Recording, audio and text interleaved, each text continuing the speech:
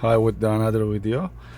So I would like to show this tire tread. As you see, this is the new one, but we're gonna use this Abraham Lincoln penny. We're gonna use the penny.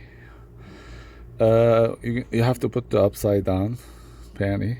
That head, it should be down, as you see, like this. I can know how deep is it. As you see, look, it goes all the way. Oh, let's see. Let me get a little more closer. Okay, I see that. Look, comes all the way to I.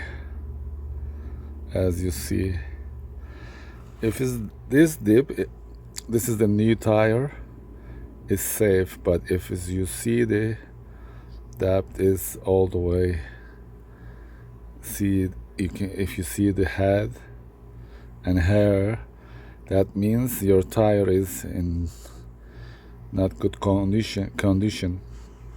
So once again, let's try this too. As you see, like right here, like it goes all the way to eye. Yeah, this way you can measure the depth. Yeah, this is the good new tire. It should be exactly like this. This tire size is 205 55 R16, and this is the nice tire. Yeah.